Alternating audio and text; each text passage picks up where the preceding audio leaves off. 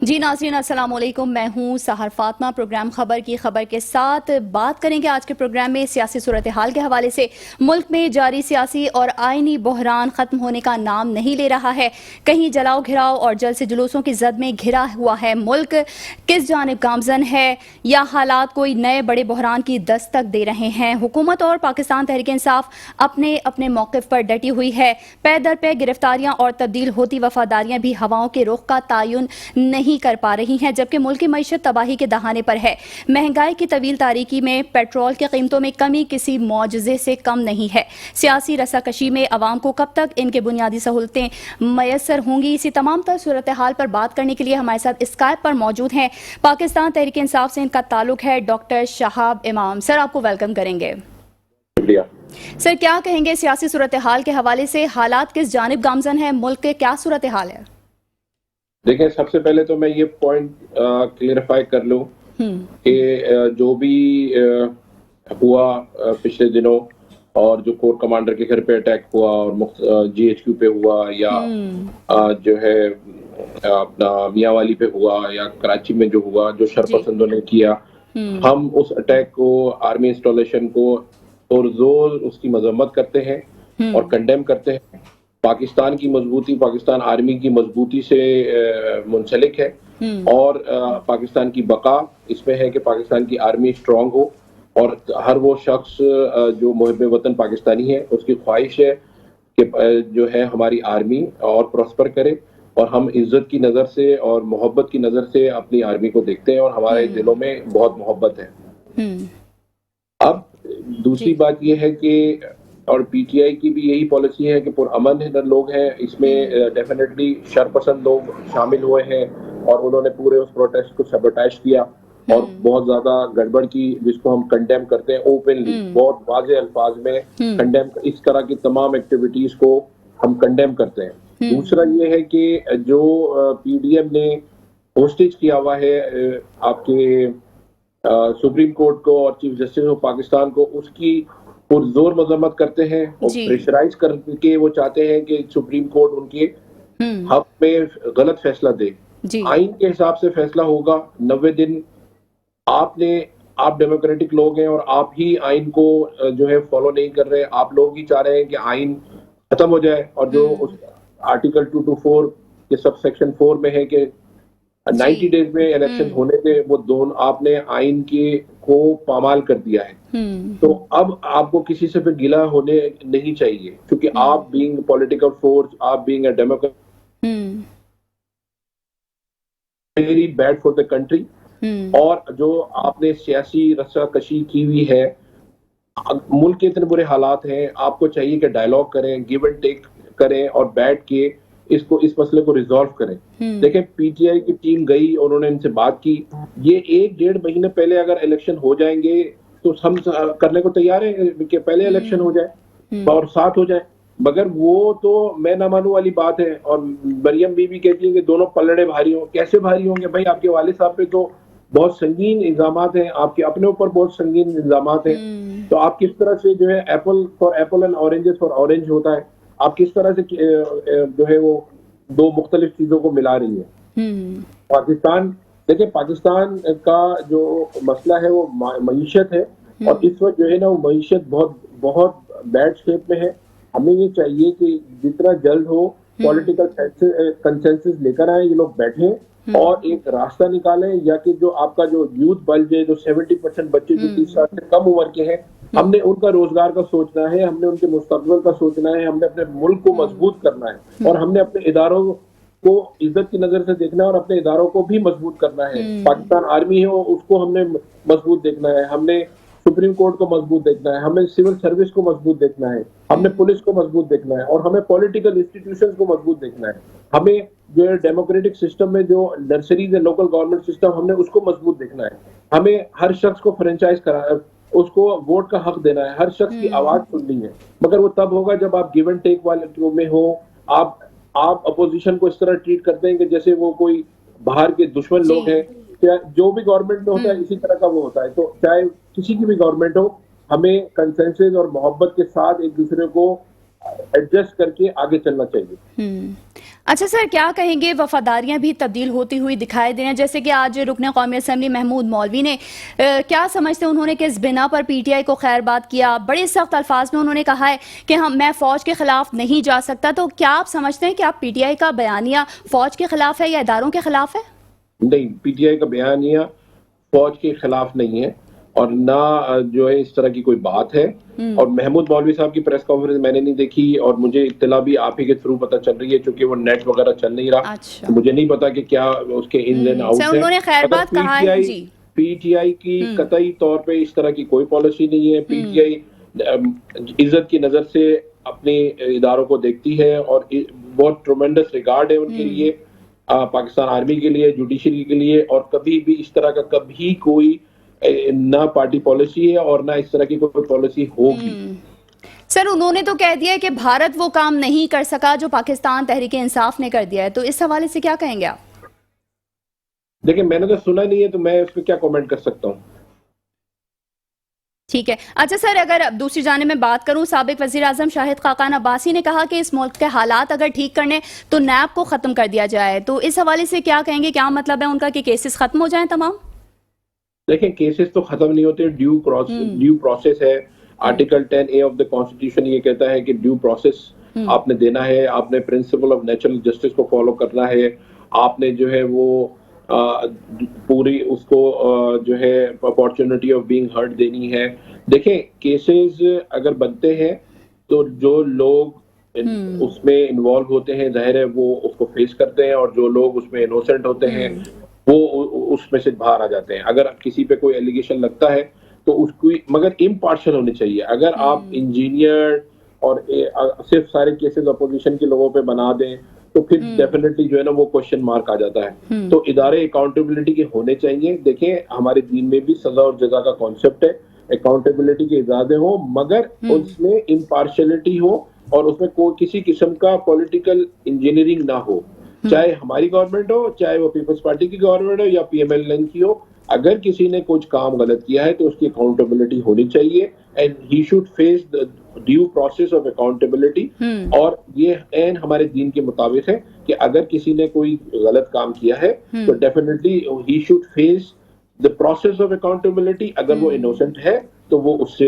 निकल आएगा। ये नहीं है कि आप लश्कर कशी कर दें ले जाके सुप्रीम कोर्ट पे और बाहर आप खड़े हो जाएं और चीफ जस्टिस ऑफ पाकिस्तान को नाम से बुरा भला कहें। ये this is not something very appreciable, ये इंतहाई कंडेमेनेबल बात है। और मैं इसको भरपूर अंदाज में as a lawyer, as a legal member of the legal fraternity, इसको मैं भरपूर अंदाज से जो है वो कंडेम करता हूँ कि ये प्रेशर में लेकर आना चाहते हैं सुप्रीम कोर्ट को और चीफ जस्टिस ऑफ पाकिस्तान को। और जब तक हम वकील यहाँ हैं, हम we are the custodian and we are the officers of the court. हम हर वो कोशिश करेंगे जिससे हम अपने इदारों की इज्जत को इंटैक्ट और बहाल रखें।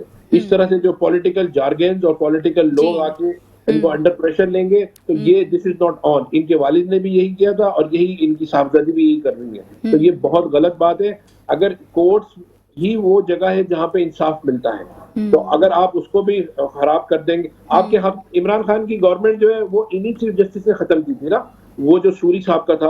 और आप जो आपकी पीडीएम की government I, chief justice of Pakistan Ata Bandial ही के फैसले से आई, इसी 3 लोगों के बेंच से आई, तब वो सही थे। अब अगर वो फैसला अगर दे रहे हैं कि भाई 90 डेज में लिखा है कानून में तो इलेक्शन आप कराए ना, आप क्यों इलेक्शन? पहली दफा देख रहे हैं कि पॉलिटिकल फोर्सेस इलेक्शन से भाग रही है।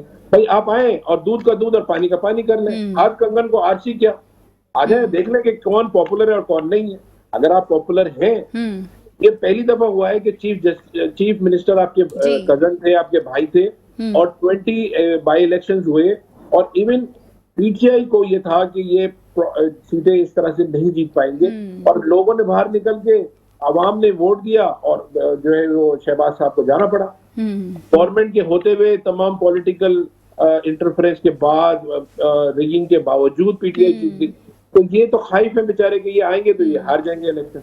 अच्छा सर, अगर मैं हालत हाजरा की बात करूं तो जैसे कि अब गिरफ्तारियों का सिलसिला जारी है, तो क्या कहेंगे इमरान खान के साथ अब कौन खड़ा है? पीटीआई की आला क़यादत इस वक्त जेलों में है, क्या आगे का लाएअमल होगा आप लोगों का? देखिए, वहाँ की जो पॉलिसी है इस्लामाबाद की या लाहौर की, उसका तो मुझे इल्म नहीं है, चूंकि मेरा वो लेवल नहीं है और मैं वहाँ के उससे जो है उस लेवल पे मैं हूँ नहीं जो मैं वहाँ की मतलब एक पार्टी की ओवरऑल पॉलिसी बयान कर सकूं। तो उसमें तो जो सेंट्रल लीडरशिप है वो ही इस पे बयान दे सकती है, मैं तो इस पे नहीं कुछ कह सकता।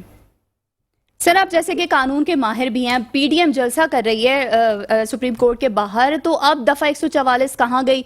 जब पीटीआई यही करती है तो फिर दफा 144 नाफिज कर दी जाती है। यही तो है कि ये क्या जो समझते हैं, क्या ये खुला तजाद नहीं है?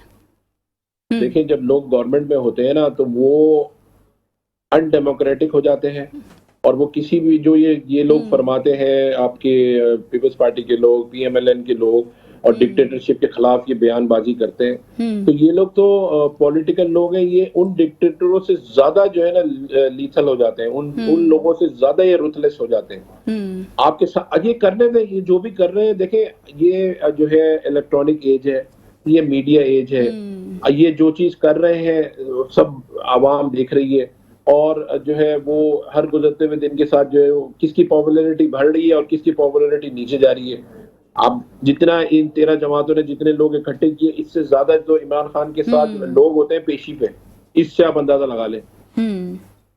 सर, बाद सियासतदान ये कहते हैं कि इमरान खान जो है वो लचक का मुजाहरा नहीं कर रहे, तो ये लचक से क्या मकसद है इसका?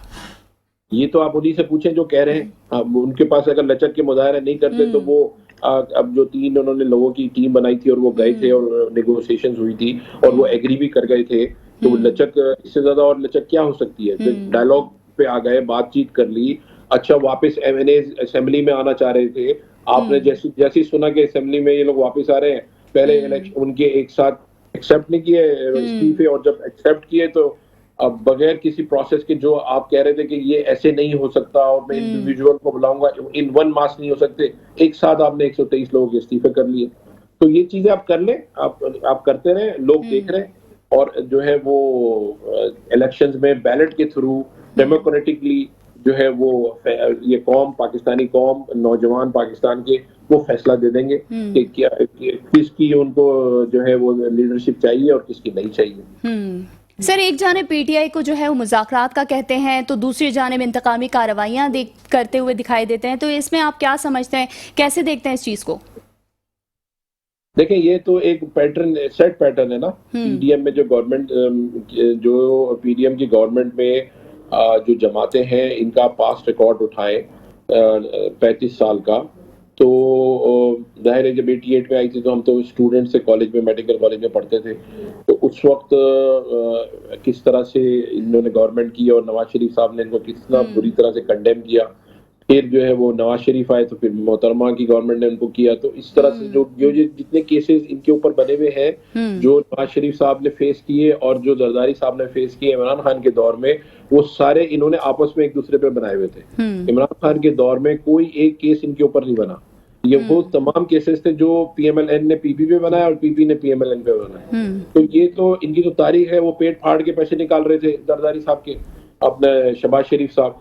अब आप ये देखें कि सिर्फ कन्वर्जेंस ऑफ इंटरेस्ट की वजह से सारे एक पॉइंट पर आ गए, इनको खतरा हो गया था कि इनकी सियासत अब खत्म हो रही है, तो ये सारे इकट्ठे हो गए। तो इकट्ठे इस वजह से नहीं हुए कि पाकिस्तान की मोहब्बत से। अच्छा, ये 35 साल से ये गवर्नमेंट में है, 35 साल से ये इस मुल्क को रूल कर रहे हैं ये लोग, तो इनसे पूछे ना कि ये मसला हल क्यों नहीं हुआ, पाकिस्तान एशियन टाइगर क्यों नहीं बना, पाकिस्तान की इंडस्ट्री फ्लरिश क्यों नहीं की, पाकिस्तान की एक्सपोर्ट्स क्यों नहीं बढ़ी। अभी सोलर पे एग्जेम्पशन दे दी, क्यों? क्योंकि जो है वो सुलेमान शहबाज जो है वो टर्की से सोलर का काम कर रहे हैं, तो पोल्ट्री फार्म पे आपने एग्जेम्पशन दे दी, उसको स्ट्रिक्ट शेड्यूल में ले गए सेल्स टैक्स के, वो कौन करता है काम? शहबाज, वो हमजा शहबाज करते हैं। तो ये लोग तो एसआरओज और उसमें खेलने वाले लोग हैं। पीपल्स पार्टी के लोग तो बेचारे मासूम हैं, जो लैंड और इस तरह की चीजों में, प्लॉटों में चले जाते हैं और फंस जाते हैं। बारीक काम तो पीएमएलएन लगाती है, जिससे अरबों खरबों का नुकसान होता है इस मुल्क को, और जो है फिर वो भाई 35 साल से। लेकिन सर, पीडीएम की जानिब से तो यही कहा जाता है ना कि खान साहब के सर पर है इसका सेहरा। कैसे हो सकता है कि 3 साल में आप 35 साल का गन 3 साल में कौन उसको कर सकता है? आप जाते जाते ये जो है इसाक डार और वो मिफ्ता साहब जो है वो लैंड माइंस बिछा गए थे। अच्छा, मिफ्ता इस्माइल साहब जो है, अगर इनका प्रॉपर ऑडिट हो जाए तो इनकी जितनी इन्होंने बेनिफिट लिए हुए थे कस्टम्स में, वो सारे इन्होंने अकाउंट फॉर कर दिया अफगानिस्तान की एक्सपोर्ट से। और अफगानिस्तान में कैसी एक्सपोर्ट्स होती है वो सबको पता है। तो ये लोग तो कॉन्फ्लिक्ट ऑफ इंटरेस्ट के लोग हैं, इन लोगों को तो फाइनेंस मिनिस्ट्री के करीब से नहीं गुजर देना चाहिए, क्योंकि ये वो लोग हैं जो आते हैं और अपने आप को मजबूत करते हैं। अब जो लोग 30 साल पहले वेस्पा पे घूमते थे, आज जो है ना वो लैम्बोर्गिनी और फरारी में घूम रहे हैं उनके बच्चे। तो देखें, सबको पता है।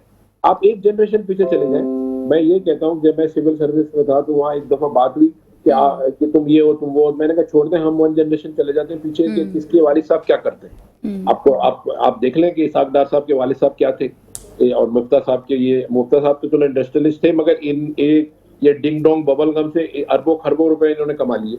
अभी ये जो है लेक्चर दे रहे हैं कि ये होता है और वो होता है, और एक अपना एक ग्रुप बना के पूरे पाकिस्तान में घूम रहे हैं। देखिए, आपको जो है ना, मैं बेसिक लॉयर तो हूँ, मगर मैं बेसिकली इकोनॉमिक्स और फाइनेंस का आदमी हूँ, एफबीआर में रहा हूँ, 25 साल नौकरी की है। हमें जो है वो right person for the right job चाहिए। हमें एक नौजवान लड़का चाहिए। ये जितने बूढ़े लोग हैं, ये वो लोग हैं जिनकी वजह से पाकिस्तान इस नहज में पहुंचा है। अगर ये इतने अरस्तू होते तो ये जो लोग जैसे इसाक डार साहब हैं, मिफ्ता इस्माइल है, हाफिज शेख साहब है, और बहुत से लोग हैं, वो ये तो हमारी इकोनॉमी को लुक आफ्टर कर रहे हैं पिछले 35 ईयर से। तो इससे कौन सा रॉकेट साइंस इन्होंने दिखा दिया, बल्कि हर गुजरते हुए दिन के साथ हम बैड शेप में चले गए। हमारा ट्रेड डेफिसिट बढ़ गया, हमारी इंपोर्ट, हमारी जितनी फैक्ट्री लगी हुई है, मैं इनसे पूछता हूँ क्या ये मैन्युफैक्चरर है या असेंबलर्स है? जितनी गाड़ियां हैं वो खुली हुई आती हैं, हम उनको पैक करके गाड़ी बना देते हैं। जितनी मोटरसाइकिलें हैं वो आती हैं खुली हुई, हम उनको बंद करके मोटरसाइकिल बना देते हैं। पाकिस्तान में क्या चीज मैन्युफैक्चर हो रही है? सारा आपका डॉलर बाहर चला जाता है। तो अब फिर कहते हैं कि जी ये फॉरेन रिजर्व कम हो गए। देखिए, फॉरेन रिजर्व जो है या तो वो एक्सपोर्ट से बढ़ेंगे, या आपके जो फॉरेन रिमिटेंस आती है, आपके जो ओवरसीज पाकिस्तानी भेजते हैं उससे बढ़ेंगे। ये 4 बेसिस पॉइंट और 2 बेसिस पॉइंट, और वो मुख्तलिफ लोग आके टीवी पे इकोनॉमिक्स पे बात कर रहे होते हैं, फिगर्स दे रहे होते हैं। ये ऑल यूजलेस, इसका कोई सर पैर नहीं है। ये सीधा सीधा काम है कि पाकिस्तान में मैन्युफैक्चरिंग हो, आप ऐसी चीजें बनाएं और जो कि बाहर चली जाए। जो हमारे पास टेक्सटाइल है, लो हैंगिंग फूड है, IT में है, हमारा जो बच्चा है उसका जो एक्सेंट है वो न्यूट्रल है, वो कॉल सेंटर का BPO का काम बहुत अच्छा हो सकता है। हम जो है वो सॉफ्टवेयर बहुत जबरदस्त डेवलप कर सकते हैं, बैक एंड ऑफिसेज यहाँ बना सकते हैं, हमारे जो यूथ बल्ज है, क्रिटिकल मास हम यहाँ क्रिएट कर सकते हैं। तो हमें तो ये चाहिए कि यहाँ पे जो है इन बच्चों को रोजगार, अच्छा इंटरनेशनल एम्प्लॉयमेंट में हमें अपने बच्चों को भेजना चाहिए। एक वहाँ पे शेयर है इंटरनेशनल मार्केट में, तो जहाँ पे इंडिया है, बांग्लादेश है और दूसरे लोग ले रहे हैं, तो हमें अपने बच्चों को ट्रेन करके, जैसे भुट्टो साहब के दौर में लेबर गई थी, तो अब हम भेजें प्रोफेशनल लेबर भेजें, या कि ये जो है ना वहां जाएं और पीछे प्रोस्पेरिटी आएगी, पैसे भेजेंगे अपने घर को और बेहतर होगा, पाकिस्तान अच्छा चलेगा। और उसके लिए पॉलिटिकल स्टेबिलिटी चाहिए, और पॉलिटिकल स्टेबिलिटी के लिए तमाम स्टेक होल्डर्स को एक टेबल पर आके कंसेंसस डेवलप करें। और सबको ये चाहिए कि जो रेड लाइन है, इदारों की इज्जत है, उसको कोई क्रॉस ना करे, चाहे वो कोई भी हो। और पाकिस्तान आर्मी को बिल्कुल डिस्कशन में नहीं लेकर आए, सुप्रीम कोर्ट ऑफ पाकिस्तान को बिल्कुल डिस्कशन में ना लेकर आए। कुछ लोग इदारे जो हमारे इज्जत के रह गए हैं, मेरी रिक्वेस्ट है सबसे कि मेहरबानी करके जो है ना उनकी इज्जत को बरकरार रखें और एक प्रॉपर वर्किंग रिलेशनशिप के साथ आगे चलें। अच्छा सर, एक सवाल महमूद मौलवी की प्रेस कॉन्फ्रेंस के हवाले से ही आपसे करूंगी। उन्होंने कहा है कि पार्टी के बाकी कायदीन को भी उन्होंने खुल्लम खुला बोल दिया है कि भाई खौफ के बुत तोड़ दें। तो क्या समझते हैं कि आप PTI में जितने भी लोग इस वक्त शामिल हैं वो खौफ की वजह से? किस किस्म के खौफ की बात कर रहे हैं? मैं तो समझ ही नहीं सका महमूद मौलवी साहब क्या कह रहे हैं, और मुझे कोई आइडिया नहीं है, क्योंकि मैं था नहीं ना टीवी पे और ना मैंने उनकी प्रेस कॉन्फ्रेंस सुनी है। तो मैं ये समझता हूँ कि I am not competent to comment on what he has said, because मुझे तो आपसे पता चल रहा है, तो मैं उस पर कमेंट नहीं कर सकता। तो जब मैं देखूंगा फिर मैं I will be in a position कि मैं उस पे अपने व्यू पॉइंट दूं विदाउट हियरिंग और लिसनिंग। वो तो ये कह रहे हैं कि मैंने PTI इसलिए ज्वाइन की थी क्योंकि PTI एक सुलझी हुई जमात थी। उनके ख्याल में शायद अब PTI उलझ चुकी है। ये तो वो खुद बताएंगे कि किस तरह से सुलझी हुई थी और किस तरह से उलझी हुई थी, इसका तो हम नहीं बता सकते। ठीक है, मैं तो नहीं बता सकता। ठीक है, okay sir, thank you so much. Doctor Shahab इमाम, पाकिस्तान तहरीक इंसाफ से आपका ताल्लुक, आपका बेहद शुक्रिया, आपने मेट्रो 1 न्यूज़ को वक्त दिया। और नाज़रीन, यहाँ वक्त हुआ एक ब्रेक का, वापस आएंगे एक ब्रेक के बाद। गर्दी है, इन सब को छोड़ के मेरे ख्याल में मेन स्ट्रीम पॉलिटिक्स में आके उनको लोगों को सियासत करनी चाहिए। और मैं महमूद मौलवी साहब के जो इकदाम है उसको अप्रिशिएट करता हूँ और उसको वेलकम करता हूँ। सर, तो जिस तरह की उन्होंने कहा है कि पीटीआई की जमात जो है मैंने सुलझी हुई थी इसलिए ज्वाइन की थी, तो क्या आप भी समझते हैं कि पीटीआई की जमात इस वक्त उलझ चुकी है? देखें, सुलझी हुई जाहिर है, उनको भी पता है कि इमरान खान के चेहरे कोई एक चेहरा तो नहीं है। इमरान खान साहब कभी कोई बात कर रहे हैं, कभी कोई। आपको याद होगा कि इमरान खान साहब ने पिछली गवर्नमेंट में जिस तरह आर्मी की और हमारी लॉ एनफोर्समेंट एजेंसीज की जिस तरह तारीफ करते हुए थकते नहीं थे, और हम ये समझते थे पूरी आर्मी और हमारी जो लॉ एनफोर्समेंट एजेंसी जिन्होंने 2018 में इनको मुसल्लत किया था, वो भी ये समझ रहे थे कि इमरान खान साहब का बड़ा सॉफ्ट इमेज है और वो पूरी दुनिया में पाकिस्तान का एक अच्छा फेस पोर्ट्रे करेंगे। लेकिन वक्त के साथ साथ लोगों ने देखा कि जो इमरान खान साहब बड़े डेमोक्रेट बन रहे थे, लिबरल बन रहे थे, जो कायद-ए-आज़म मोहम्मद अली जिन्ना के पाकिस्तान की बात करते थे, लेकिन आज जिस तरह उन्होंने पाकिस्तान के अंदर दहशतगर्दी करवाई है, इस वक्त जो इमरान खान की जितनी स्टेटमेंट हैं या जितने इकदाम हैं, उसमें हिंदुस्तान का मीडिया, हिंदुस्तान की गवर्नमेंट है बीजेपी की, और खास करके मोदी, ये सारे इनकी एक तरह की स्टेटमेंट है। ये सारे एक पेज पे हैं जो इमरान खान साहब जिस तरह के इकदाम कर रहे हैं। तो मैं समझता हूँ कि पाकिस्तान के लोगों की अब आंखें खुल जानी चाहिए, और उन नौजवानों को मैं पैगाम देना चाहता हूँ जो इमरान खान के बहकावे में आए, वो खास करके उन वालिदैन को। कल भी जिस शख्स ने, जो हमीद साहब थे कराची से, वो पकड़े गए थे, जिन्होंने रेंजर्स की चौकियां जलाई थी, उन्होंने रो रो के लोगों के आगे हाथ जोड़े। पाकिस्तान कराची के बच्चों को उन्होंने हाथ जोड़ के बताया कि कोई भी आदमी पीटीआई का हिस्सा ना बने। और सबसे बुरी बात यह है कि इन जितने लोग पीटीआई के लोग अरेस्ट हुए, इनकी लोकल लीडरशिप ने सबसे लाताल्लुकी का ऐलान किया इमरान खान समेत। तो ये बड़ा अनफॉर्चुनेट है कि आप अपने कारकुनों को पहले मोटिवेट करें अपने इदारों के खिलाफ, अपनी कौमी तनसीबात के खिलाफ, और बाद में जब वो पकड़े जाएं तो आप उनसे लाताल्लुकी का ऐलान कर लें। ये एमक्यूएम लंदन की जो पॉलिसी थी, वही पॉलिसी आज इमरान खान अपनाए हुए। ठीक है सरदार नज़ाकत, आपका ताल्लुक पाकिस्तान पीपल्स पार्टी से, आपका बेहद शुक्रिया, आपने मेट्रो वन न्यूज़ को वक्त दिया। दूसरी तरफ हमारे साथ टेलीफोन लाइन पर मौजूद हैं बैरिस्टर अली ताहिर, जो तज्ज़िया निगार भी हैं। सर, आपको वेलकम करेंगे। अस्सलाम वालेकुम।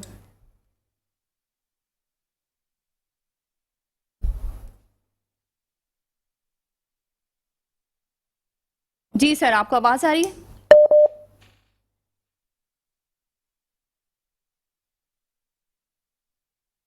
जी सर, सियासी सूरत हाल पर ही बात कर रहे हैं, आपको आवाज़ आ रही है?